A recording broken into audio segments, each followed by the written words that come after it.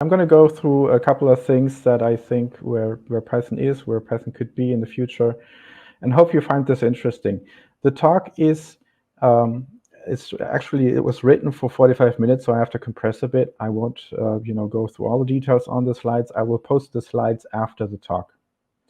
So a bit about myself. I'm Marc-Andre Lemburg. I've been using Python since 1994, so quite a long time. It also tells a bit about my age.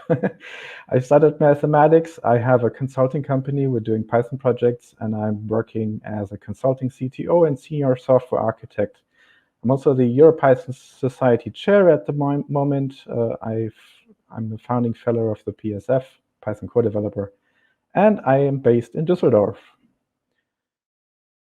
So what's on the agenda for this talk?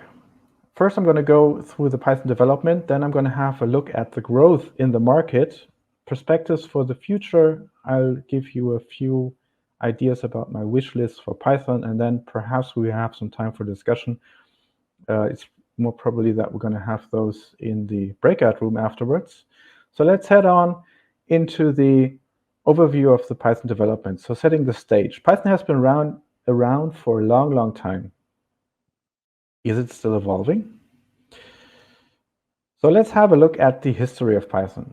It all started in December 1989 when Guido van Rossum started to write Python. He was working on the ABC team at that time, and he thought, well, I would like to do things a bit differently, so he started writing Python.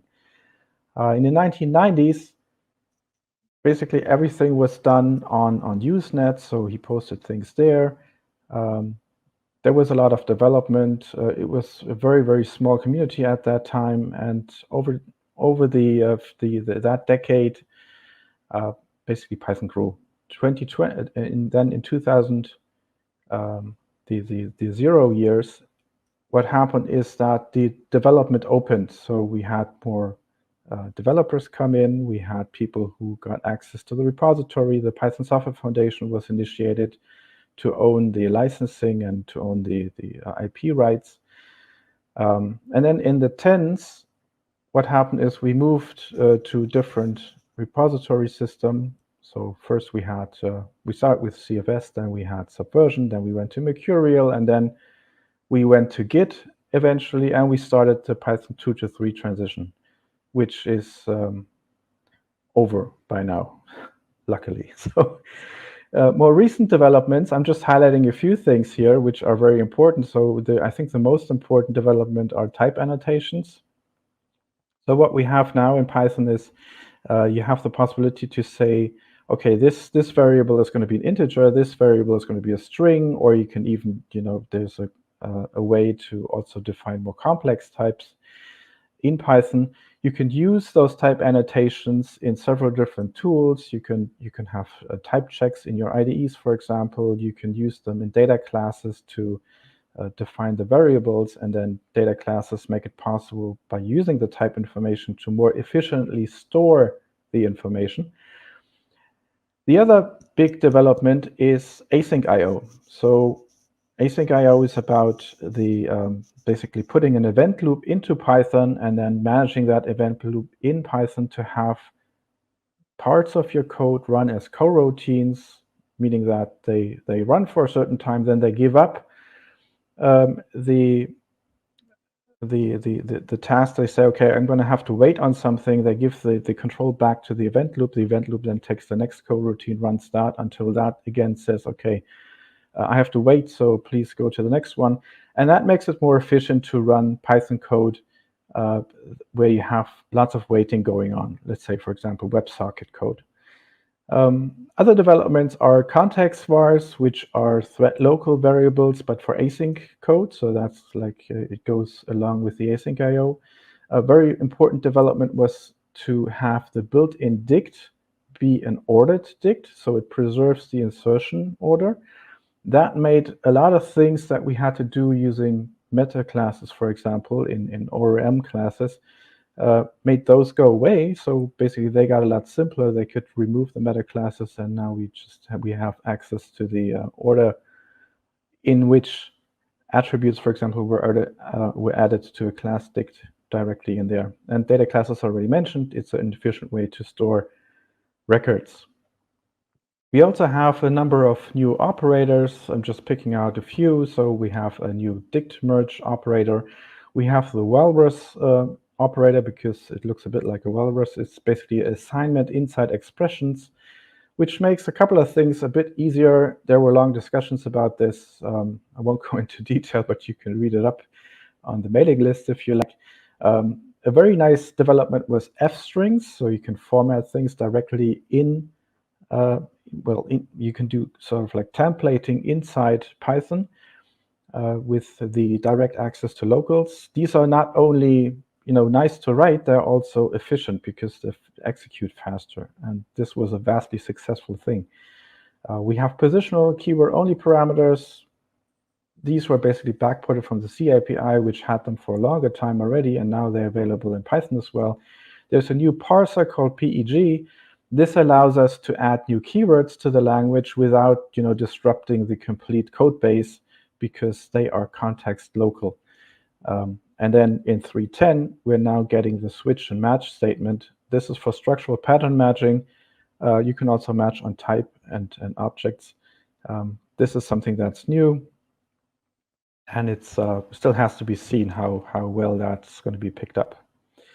We also had some organizational changes in Python. So we have a new release cycle. We have yearly releases now. We have a steering council that took over after Guido stepped down as the BDFL and retired. Then after a while, Guido got tired of being retired. So basically he started working again, and he's now working at a team at Microsoft and with the idea to improve the performance of CPython, which is very nice. And very recently, we also have the first PSF developer in residence. So the PSF now actually has a hired developer helping us to reduce the number of open PRs.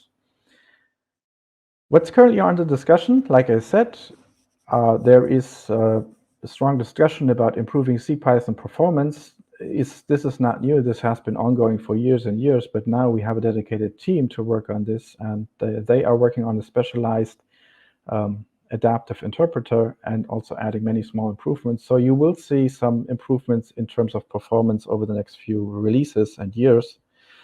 We will have enhanced error reporting. So instead of just reporting on which line something went wrong, Python will also be able to report on which column or in which columns something went wrong, which is going to improve the error reporting, especially for newbies and also in some cases, of course, for experts, because it's not always obvious where an error occurred if you have longer lines. There's a development to add sub-interpreters to Python. The idea there is that to work around the GIL limitations, the global interpreter lock limitations in Python, which makes it hard to run multiple threads with Python. The idea with sub-interpreters is that you can have one sub-interpreter per thread and then have those run on a per thread basis. We are also working on the C API.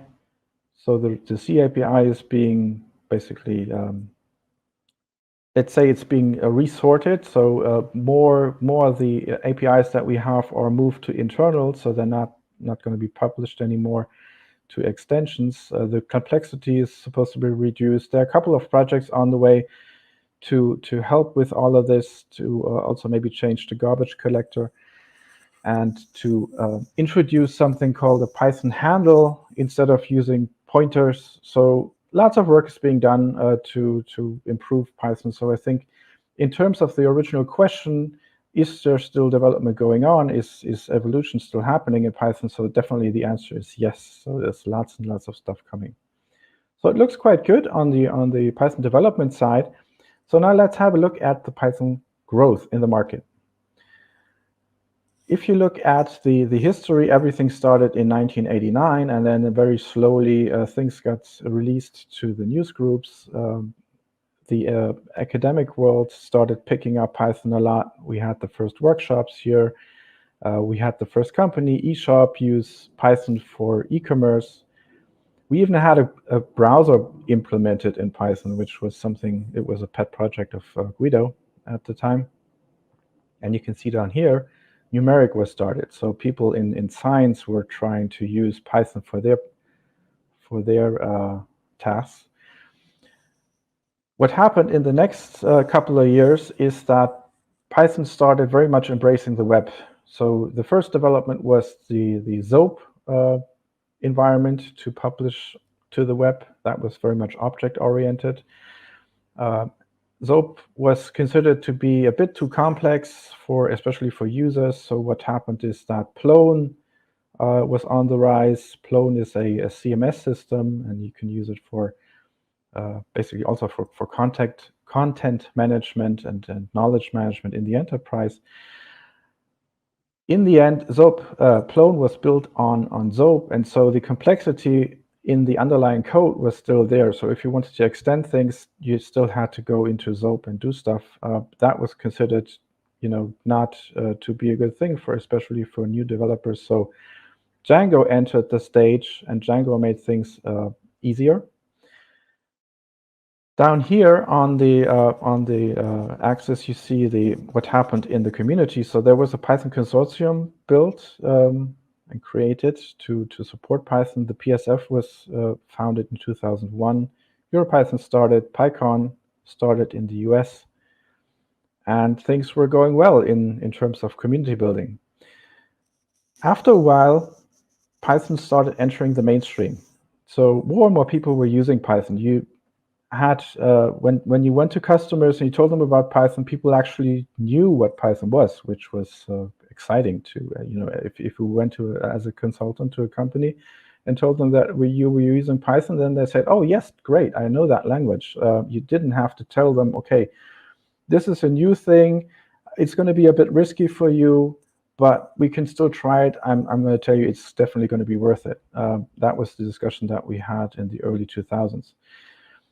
So you can see down here that in the science area, lots of development started to happen. And this is actually the next big thing that came after Django.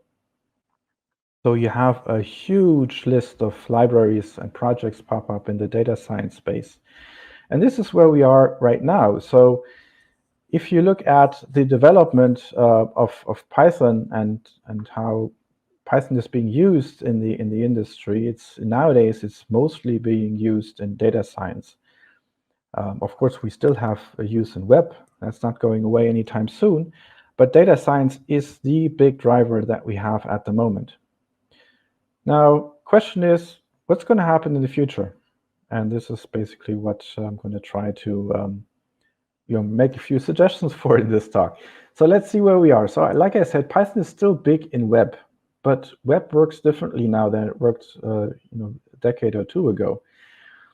Web is definitely no longer just about publishing content to the websites. It's nowadays it's mostly about providing an API, a REST API ideally, to provide data to the front end. And then the front end is typically developed in JavaScript using one of the many frameworks that you have in JavaScript.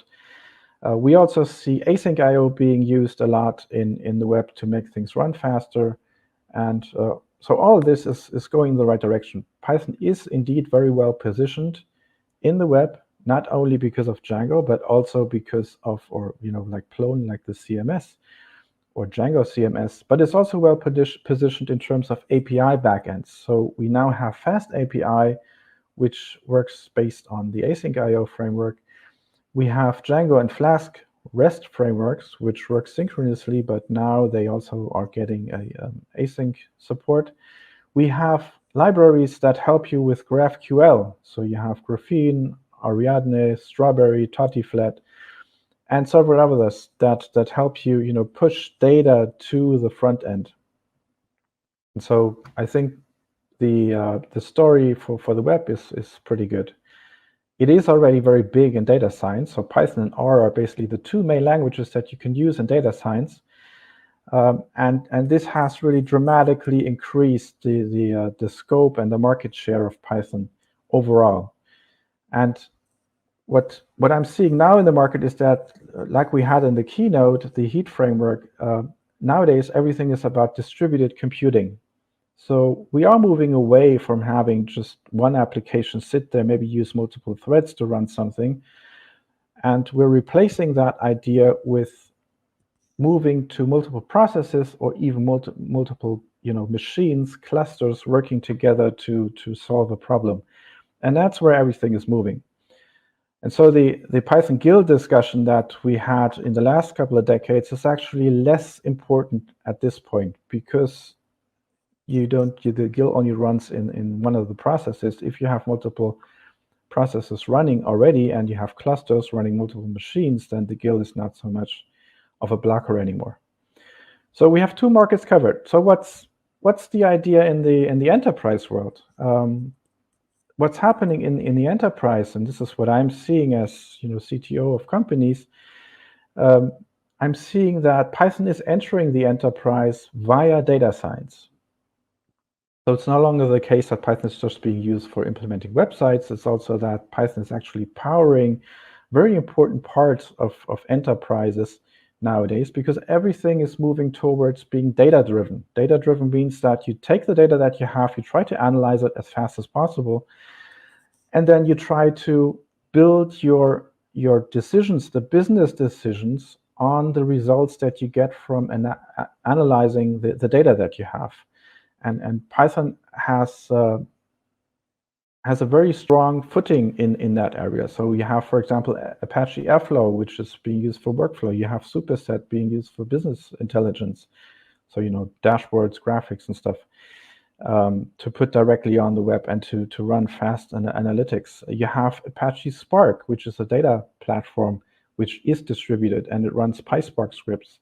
So we are actually well positioned in that market as well, and this is going to grow. So question is Python really ready for the enterprise? Well, my take on this is not quite there yet. We still have to do some work on that. And this has to do with a couple of things. Now, putting on the CTO hat here, where you basically have to, you're responsible for developments that you're doing in a company, and so whatever decisions you make, you have to tell your shareholders, you have to tell your CEO, this is the right thing to do, right? So there are a couple of things that are a bit worrying when you look at the Python development from the CTO side. So one is the yearly release cycle, for example. You get 1.5 years support for every release now with the new cycle.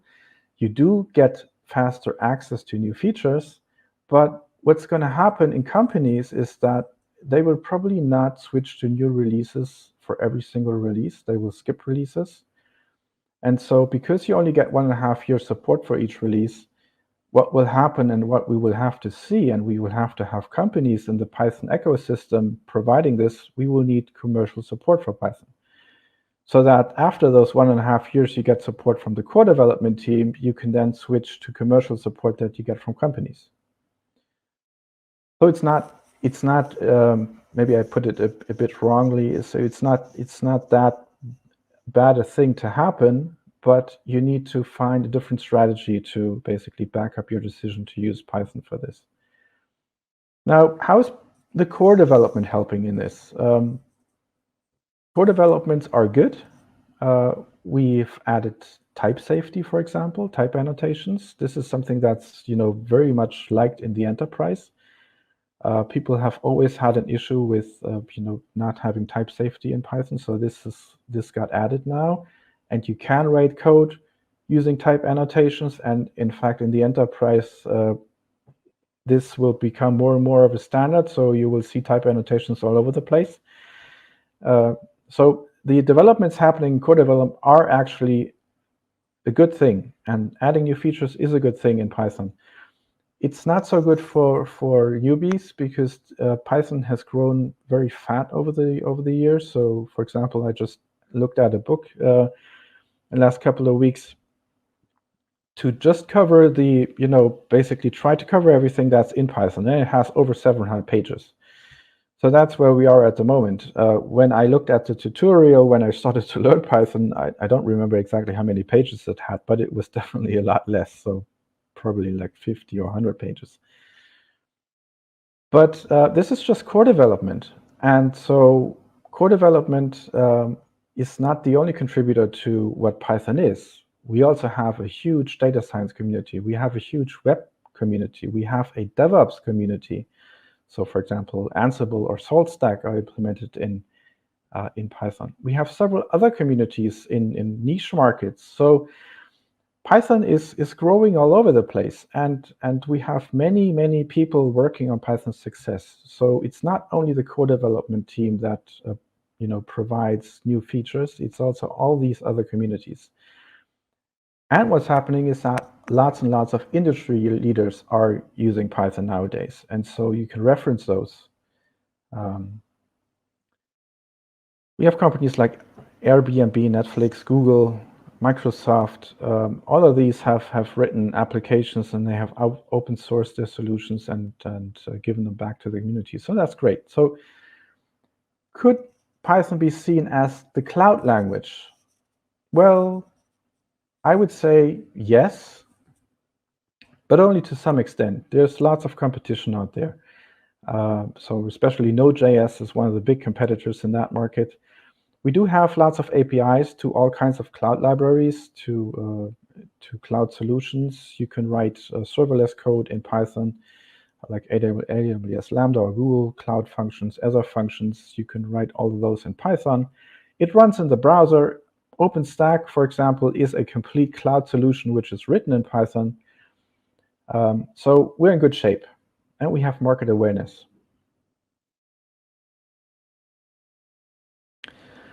So could Python actually be the new enterprise language? Well, of course, there's strong competition from Java and C++ and C# to some extent, depending on where you go. The problem there is you have this saying, nobody ever got fired for choosing IBM, or nowadays it's more like nobody ever got fired for choosing Java. And so that's what's happening. If you see the enterprise software development market, then still most of the things are being developed in Java. And you can also see that if you go to, for example, the Apache project directory, most of these big applications that they have are actually written in Java. So only very few are written in Python. Now, how can we enter this market? It's difficult, I can tell you. People, love type languages. They love the security that they get from type languages. So now we have type annotations, so things are getting better. But I think that we still have to use this Trojan horse kind of card to get into the enterprise. There's lots of potential that we have. These are just a few acronyms that you may or may not know. I put the wording behind these. So, but if you look at the blue entries in here, we only have very few areas where we actually already have a solution written in Python. There are lots of areas in here where we don't have anything. And this is a huge market. It's billions of dollars in market size. I have a separate talk on that. You can look it up. I held that in 2018. So I think we will get there. It just takes a bit of time and effort, and of course people to use these ideas and then go ahead with them. So this is my wish list for Python. I have 2 slides on this, one at the language level and one at the application level. So the first one, again, from the CTO kind of perspective, what I would very much like is a Python LTS version. So something where we can say, okay, we will have this version out. It's going to be supported for 5 years, and then perhaps you can even get another 5-year security fix it. That would be a great thing. That would be a big selling point in the enterprise for Python. The other things are, not really that major. So of course, everyone wants to have a faster Python. We would like to have mobile app support, but that's coming. People are working on that. It would be excellent to have a syntax for parallel execution. Now that we have async IO already for the asynchronous execution, we're still missing a bit on the parallel execution. There are some tools which help you with this and try to automatically run things in parallel, but it would be nice to have a syntax for this directly in Python. We don't have that yet. We still have to rely on multiprocessing, MPI, DAS, these things. It would be nice to have something directly in Python. And of course, Python without a GIL would be fantastic. But this is going to take another few years to achieve. And because we don't want another 2 to 3 transition, it's going to be hard, because Python without a GIL is actually going to break a lot of extensions. So we have to have a good path towards that. Now, on the application side of things, I think what we need is we need better rapid development solutions. We have good IDEs for Python, but those are not really rapid development solutions. So you still have to do a lot of boilerplate development, regardless of which area you choose. And the tooling that we have there is not all that ideal. So we need more polished libraries. We need business graphics. We need business UIs, dashboards. We need these things to be backed by companies and not only open source, or well, only is not the right word, but not just backed by open source communities. Those open source communities should have companies within them to provide things like support, backup, maybe extended solutions. We need more paid offerings. We need more startups that enter the market and provide easy access to consultants, for example, to provide SLAs, which is something the enterprise always needs. We need something that makes it easier to develop applications in Python. Anaconda is already going in the right direction for the data science part, and they have very well integrated tools. They have a nice IDE. They have deployment tools. They have an app store. That's fantastic. But it's too much focus on data science. So we need that in other areas as well, especially if we want to enter all these different acronyms that I showed on the previous slide. So where are we right now? Python has a bright future ahead, and things are only going to get better, and it's going to be exciting, and it's going to be fantastic. And this is the end of my talk.